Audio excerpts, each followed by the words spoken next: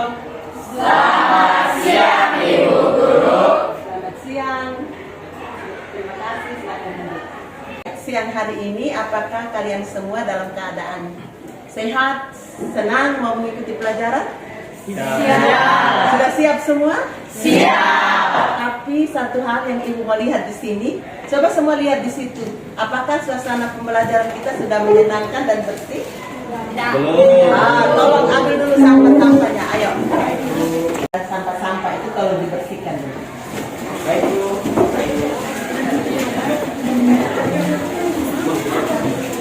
Oke, dibuang di luar ya. Setelah itu kembali ke dalam kelas.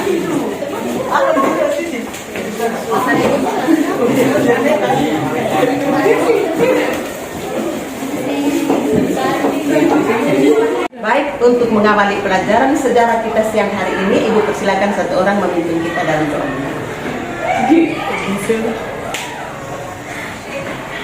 Ibu guru dan teman-teman, sebelum kita mengawali pelajaran kita pada pagi hari ini, marilah kita berdoa.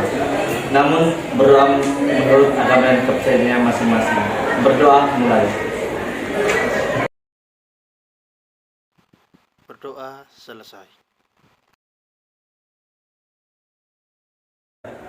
Baik teman-teman, sebelum mengawali pelajaran sejarah, semangat belajar sejarah. Baik, ada berapa yang tidak hadir hari ini? 2 Ibu. Dua, siapa nak? Yang pertama Pak Robi dan yang kedua Zulkifli. Oke, alasannya? Tidak ada keterangan Ibu. Baik, terima kasih. Baik, minggu lalu kita sudah pelajari tentang kondisi politik ekonomi pada masa Orde Baru. Siapa bisa menjelaskan kepada kita seperti apa kondisi politik pada masa Orde Baru? Saya Ibu. Baik, Pak Riki silakan. Ya, terima kasih kita memberikan waktu untuk saya menjawab.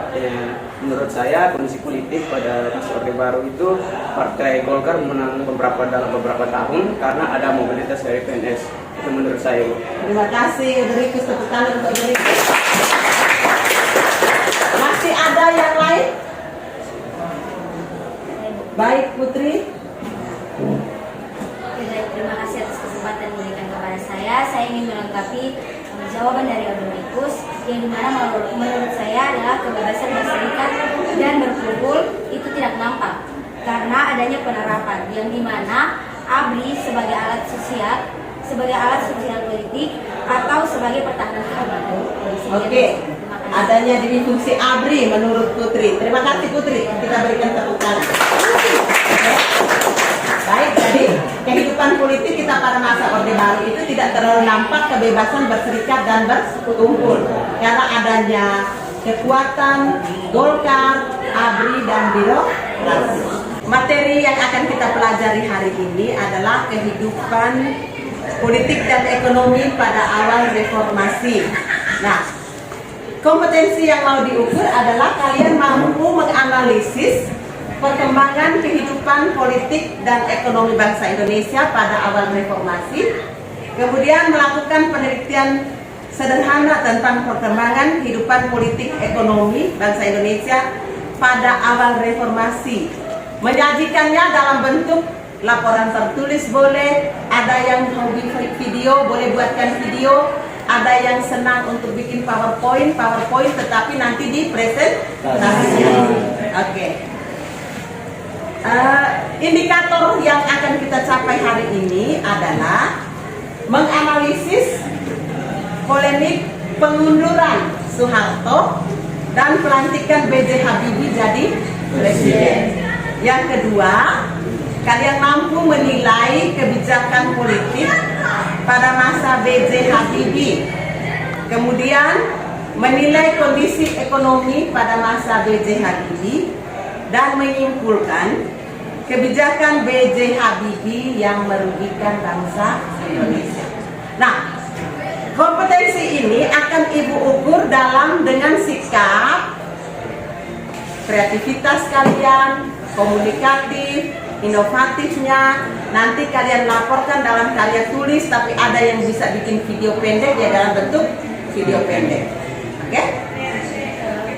Baik, nanti Ibu tayangkan video dan kalian menemukan masalah dari video yang kalian amati dan kalian dengar, dan juga materi yang sudah Ibu bagi ke kalian. Oke? Perhatian, semua perhatikan ke video. Dan setelah dengan sungguh menyatakan berhenti dari jabatan saya sebagai Presiden Republik Indonesia, terhitung sejak saya bacakan pernyataan ini pada hari ini, Kamis 21 Mei 1998. Dari tayangan video tadi, siapa yang bisa menemukan permasalahan yang diamati dari video tadi? Ada yang menemukan masalah? Oh, Gisela, silakan. Terima kasih atas waktu yang telah diberikan. Saya akan bertanya dari video tadi, mengapa Presiden Soeharto menyatakan surat pengunduran diri di depan Mahkamah Agung, dan mengapa B.J. Habibie yang naik menggantikan Presiden Soeharto menyatakan sumpahnya di depan pimpinan Mahkamah Agung. Bagus, luar biasa. Tepuk tangan.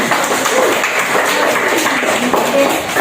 Siapa yang bisa menjawab pertanyaan Gisela ini dari video yang kita ditayangkan tadi? Ada? Operana, silakan. Oke, baik, terima kasih atas waktu yang telah diberikan. Saya akan menjawab pertanyaan dari teman saya yaitu Gisela. Kalau menurut saya, pada tahun 98 itu terjadi berbagai banyak pergolakan di Indonesia, yaitu demo mahasiswa dan kaum-kaum intelektual yang tidak setuju dengan Soeharto, sehingga kondisi Indonesia pada saat itu sangat tidak kondusif. Akhirnya pemerintah mengambil keputusan untuk mengundurkan Soeharto di depan Mahkamah Agung dibanding di depan MPR atau DPR. Terima kasih. Masih ada lagi, tepuk tangan ke sana. Ada lagi? Ada lagi yang punya jawaban yang lain? Tidak ada? Ada yang menyempurnakan? Hapsi, ada yang menyempurnakan? Silakan. Baik, terima kasih atas waktu yang sudah diberikan. Saya hanya ingin melengkapi jawaban dari Rifana. Nah, mengapa Presiden Soeharto itu tidak melakukan atau pengunduran diri di depan di gedung MPR DPR, melainkan di Mahkamah Agung? Dikarenakan pada saat itu gedung MPR dan DPR itu dikuasai oleh massa dan juga mahasiswa, sehingga sangat sulit untuk melakukan pengunduran diri di depan gedung MPR. Tepuk tangan. Baik, untuk melengkapi jawaban kalian akan Ibu bentuk dalam kelompok. Di dalam kelompok Ibu bagi masalahnya masing-masing, kalian berdiskusi dan menemukan jawabannya, kemudian mencari dari berbagai sumber. Boleh dari link YouTube yang Ibu sudah bagi, boleh dari modul yang Ibu sudah kirim, boleh dari LKPD yang Ibu sudah kirim, tetapi nanti menjawab pertanyaan di dalam kelompok itu saling bekerja sama untuk mempresentasikan di depan kelas dalam bentuk PowerPoint. Sudah kita duduk di kelompok masing-masing, Ibu membagikan permasalahannya, kemudian kalian mencari tahu dari berbagai sumber untuk merumuskan, bersama-sama merumuskan, kemudian siapa yang sudah selesai bisa mempresentasikan di depan kelas dan teman-teman yang lain untuk menanggapi.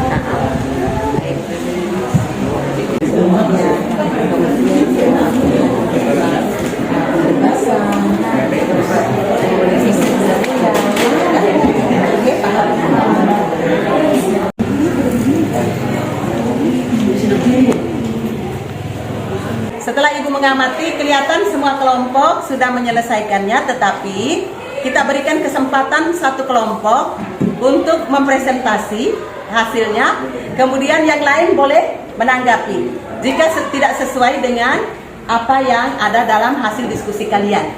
Oke? Baik, kita berikan kesempatan untuk kelompoknya ini, satu, Gisela dan kawan-kawan. Selamat siang Ibu Guru dan teman-teman.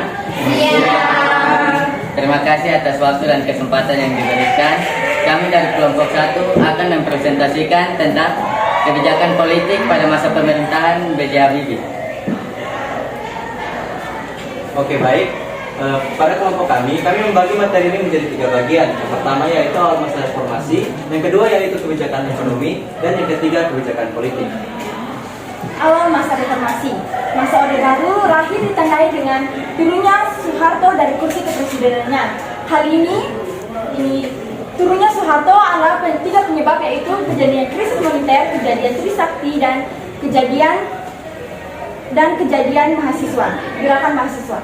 Pada 21 Mei, Soeharto membacakan surat pernyataan bahwa ia akan turun dari kursi kepresidenannya. Dan menurut pasal 8 Undang-Undang Dasar 1945, B.J. Habibie yang selaku wakil dari Presiden Soeharto pada saat itu naik untuk melanjutkan sisa dari masa jabatan Soeharto. Pada hari itu juga Soeharto turun dari kursi jabatannya dan B.J. Habibie resmi naik menjadi presiden. B.J. Habibie adalah presiden ketiga Indonesia yang dilantik setelah turunnya Soeharto dari masa kepresidenannya. B.J. Habibie dilantik di Istana Negara dan dia membacakan sumpahnya di depan pimpinan Mahkamah Agung. Adapun tugas dari B.J. Habibie adalah untuk mengatasi krisis ekonomi yang melanda pada saat itu, yaitu krisis moneter yang terjadi mulai dari tahun 1997. Yang kedua,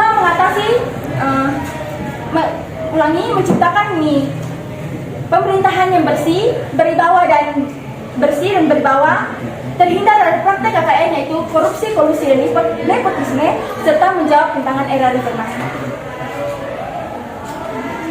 Yang kedua, kebijakan ekonomi. Dengan diwarisi krisis ekonomi yang parah atau krisis ekonomi, Presiden B.J. Habibie berusaha melakukan langkah-langkah perbaikan, antara lain yang pertama, wewenang Bank Indonesia. B.J. Habibie melakukan restrukturisasi perbaikan di Indonesia dan memutuskan agar Bank Indonesia terpisah dari pemerintahan, agar tetap bersifat objektif dan terhindar dari pengaruh politik.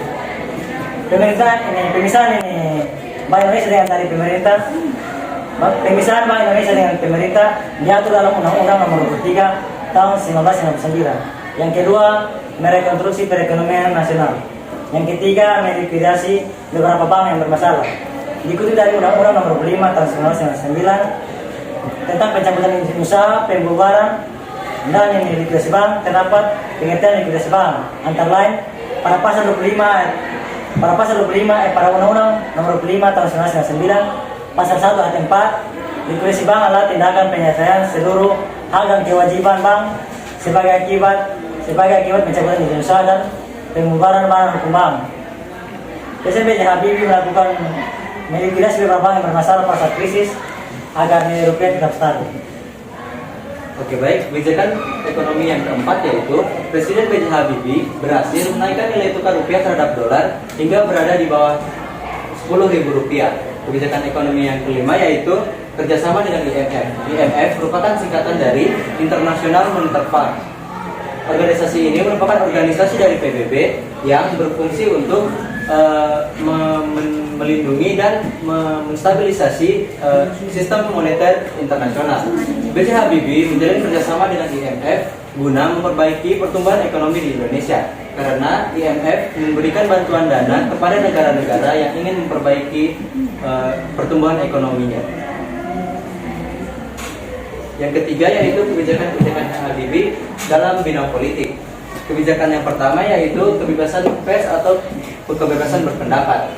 Pada masa pemerintahan sebelumnya, masyarakat banyak dibungkam oleh pemerintah, tidak boleh mengkritik atau berpendapat kepada pemerintah. Jika melanggar hal tersebut, masyarakat tersebut akan dikenakan sanksi. Hingga pada masa pemerintahan B.J. Habibie, beliau mengeluarkan Undang-Undang Nomor 40 Tahun 1999 yang menjadi tonggak berdirinya bahwa kebebasan berpendapat atau pers merupakan suatu wujud dari kedaulatan Republik Indonesia. Kebijakan politik yang kedua yaitu terciptanya pemilu yang bebas dan demokratis. Pada tahun 1999, B.J. Habibie mengeluarkan Undang-Undang Nomor 2 Tahun 1999 yang mengatur tentang pemilu yang bebas dan demokratis. Perwujudan dari undang-undang tersebut adalah terbentuknya 48 partai politik yang aktif mengikuti pemilu pada tahun tersebut. Yang berikutnya adalah pembebasan tahanan politik. Presiden mengupayakan politik Indonesia dalam kondisi yang transparan dan merencanakan pemilu yang luber dan juga jurdil, sehingga dibentuk lembaga tinggi negara yang betul-betul representatif. Tindakan ini dibuktikan dengan membebaskan narapidana politik. Yang berikutnya adalah kemerdekaan Timor Leste. Referendum atau pemisahan diri Timor Leste dan Negara Kesatuan Republik Indonesia terlaksana pada masa pemerintahan B.J. Habibie. Referendum ini mengantarkan Timor Leste untuk menjadi negara yang merdeka. Peristiwa referendum ini sempat mendapatkan ketidaksetujuan dari pihak militer Indonesia. Namun, B.J. Habibie tetap melaksanakan referendum ini. Yang berikutnya adalah otonomi daerah. Wilayah Indonesia sangat luas dan memiliki karakter dan budaya yang beragam, menjadikan otonomi daerah ini sangat diperlukan dalam negara Indonesia. Sehingga pada masa pemerintahan B.J. Habibie dibentuklah Undang-Undang Nomor 22 tahun 1999 tentang pemerintahan daerah. Hasil dari lahirnya undang-undang ini adalah meredanya gejolak disintegrasi yang sebelumnya sempat pecah di Indonesia. Oke, selanjutnya yaitu kebijakan pada masa pemerintahan B.J. Habibie yang dianggap merugikan. Di sini kami menarik kesimpulan bahwa salah satu kebijakan yang merugikan bagi bagi NKRI pada masa pemerintahan B.J. Habibie yaitu disintegrasi Timor Leste atau lepasnya Timor Leste dari Indonesia. Kebijakan ini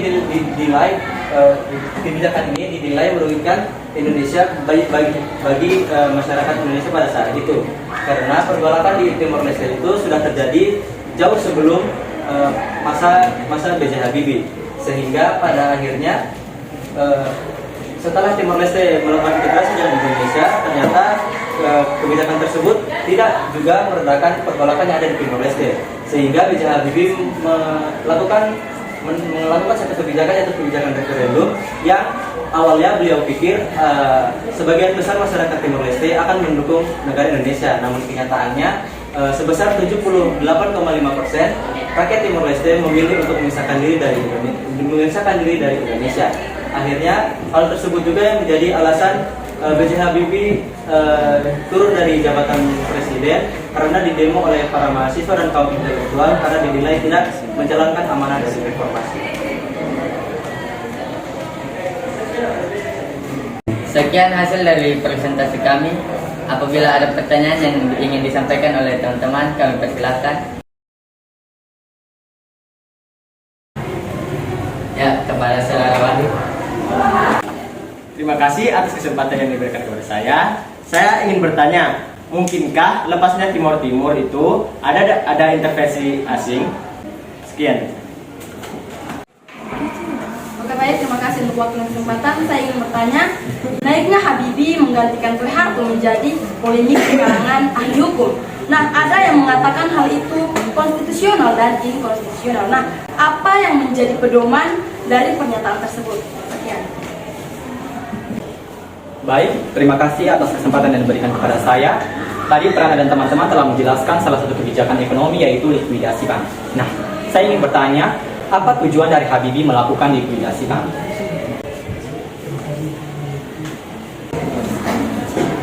Baik, terima kasih atas kesempatan yang diberikan. Saya ingin bertanya, mengapa Presiden Habibie melakukan kebijakan untuk melepaskan tahanan politik? Terima kasih. Baik, ada 4 pertanyaan yang harus dijawab oleh kelompok 1. Sekarang Ibu kasih kesempatan kelompok 1 untuk memberikan jawaban. Silakan. Kami akan berdiskusi terlebih dahulu. Baik, saya akan menjawab pertanyaan dari Wahid. Menurut kelompok kami, karena pada saat itu terjadi krisis ekonomi dalam negeri dan juga ada gerakan kemerdekaan di Timor Timur yang didasari atas kepentingan ekonomi negara tetangga setelah ditemukan minyak celah Timor.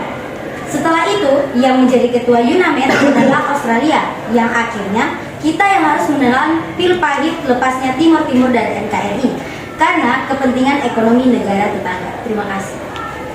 Saya akan menjawab pertanyaan dari Aksi. Naiknya Habibie menggantikan Soeharto menjadi polemik di kalangan ahli hukum. Ada yang mengatakan konstitusional dan ada yang mengatakan inkonstitusional.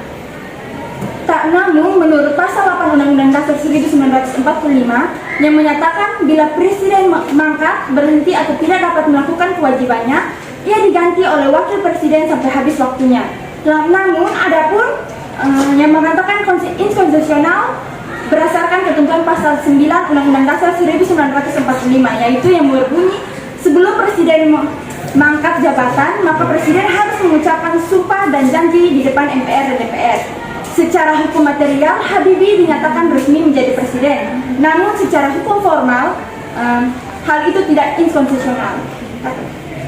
Oke, terima kasih karena telah menjawab pertanyaan saya. Oke, baik, saya akan menjawab pertanyaan dari beliau. Apa tujuan dari likuidasi bank? Jadi pada saat itu NKRI pada awal reformasi sedang dilanda krisis ekonomi. Ternyata setelah ditelusuri, krisis ekonomi tersebut terjadi karena banyaknya bank-bank yang bermasalah. Bank-bank yang bermasalah ini adalah bank-bank yang menerima santunan atau aliran dana dari pemerintah. Sehingga pada akhirnya untuk memulihkan ekonomi di Indonesia, B.J. Habibie memutuskan untuk melikuidasi bank yang bermasalah. Baik, terima kasih Saudara Prana atas jawabannya. Untuk pertanyaan kebebasan tahanan politik, mungkin ada teman-teman yang bisa membantu kami untuk menjawab pertanyaan tersebut. Kami persilakan. Ya, kepada Chania kami persilakan. Terima kasih atas waktu dan kesempatan yang telah diberikan. Saya akan membantu kelompok 1 untuk menjawab pertanyaan dari Setialoto. Mengapa B.J. Habibie mengeluarkan kebijakan membebaskan tahanan politik? Itu dikarenakan seperti yang kita ketahui bersama, pada masa Orde Baru tidak ada kebebasan berpolitik maupun kebebasan berpendapat. Dan bila ada yang memberikan tanggapan, akan ditangkap dan dimasukkan ke penjara. Sehingga daripada itu, Presiden B.J. Habibie berusaha menegakkan reformasi hukum dengan membebaskan tahanan politik. Terima kasih. Ya, terima kasih kepada Chania. Mungkin teman-teman ada yang memiliki pendapat lain? Tidak. Oke, baik, terima kasih. Terima kasih untuk kelompok 1 yang telah mempresentasikan hasil diskusi kelompoknya. Apa kalian sepakat semua dengan hasil diskusi kelompok 1 tadi? Sepakat.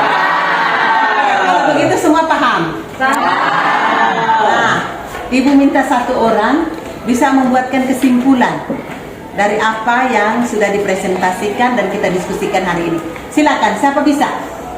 Silakan, siapa yang bisa membuat kesimpulannya? Nah, Bu. Silakan, Arsy. Oke, baik. Terima kasih Ibu Guru dan teman-teman telah memberikan saya waktu dan kesempatan. Saya akan menyimpulkan hasil presentasi dari kelompok 1. Nah, kesimpulan yang saya ambil ada beberapa. Yang pertama adalah polemik pengangkatan B.J. Habibie itu dipengaruhi oleh kondisi politik yang tidak stabil, yaitu sesuai juga dengan Undang-Undang Nomor 8 yang berbunyi Presiden mangkat atau berhenti dan tidak melakukan kewajibannya, ia digantikan oleh wakil presiden. Dan yang kedua yaitu tujuan dari pemerintahan B.J. Habibie, yaitu untuk menaikkan nilai ekonomi. Dan B.J. Habibie juga melakukan beberapa kebijakan, diantaranya yaitu melikuidasi bank-bank yang bermasalah, dan yang kedua adalah rekonstruksi perekonomian dengan meningkatnya atau nilai tukar rupiah Indonesia terhadap dolar Amerika Serikat itu meningkat. Dan dari beberapa kebijakan tersebut ada kebijakan politik. Kebijakan politik yang diambil oleh B.J. Habibie yaitu adalah berusaha untuk melakukan kebebasan berserikat dan bersekutu. Nah, ada beberapa kebijakannya, yang itu yang pertama kebebasan pers dan berpendapat sesuai dengan Undang-Undang Nomor 40. Yang kedua yaitu pemilu yang bebas dan demokrasi. Yang ketiga yaitu pembebasan tahanan politik yang ada di Indonesia. Yang keempat adalah kemerdekaan Timor Leste, yaitu referendum mengantarkan Timor Leste untuk menjadi negara yang merdeka. Yang terakhir atau yang kelima adalah otonomi daerah. Sekian kesimpulan yang dapat saya sampaikan. Terima kasih. Baik, siapa yang bisa merefleksikan pembelajaran kita hari ini? Oke, Prana silakan. Oke, baik, terima kasih atas waktu yang telah diberikan. Kalau menurut saya pembelajaran hari ini sangat menarik karena Ibu memberikan kita beberapa poin masalah yang kemudian kita pecahkan sendiri dengan menggunakan sumber-sumber yang telah diberikan oleh Ibu Guru. Dengan begitu kita dapat membangun sikap untuk berkolaborasi dalam memecahkan masalah. Dengan Begitu juga kita dapat membangun sikap kritis, kreatif, inovatif, dan berani untuk berkomunikasi di depan umum. Terima kasih Prana, kita berikan tepuk tangan. Baik, sebelum kita mengakhiri pelajaran siang hari ini, Ibu mau mengucapkan terima kasih kepada kalian anak-anak yang hebat, yang kreatif. Minggu depan Ibu menunggu untuk kelompok ke-2, 3, dan 4. Silakan menyiapkan diri yang lebih baik untuk presentasinya. Kemudian masing-masing menyiapkan terserah dari kemauan kalian. Apakah dalam bentuk karya tulis, ataukah dalam bentuk video pendek, atau dalam bentuk PowerPoint. Tugas keterampilan yang akan Ibu minta tentang kehidupan politik ekonomi pada masa reformasi. Terima kasih. Baik, untuk mengakhiri pelajaran kita di siang hari ini, Ibu minta Wahid tolong memimpin kita dalam doa. Baik. Silakan.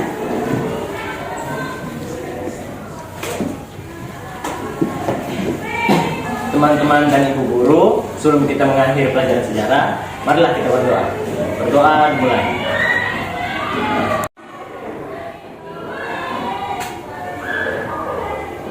Selesai. Untuk mengakhiri pelajaran sejarah, jas merah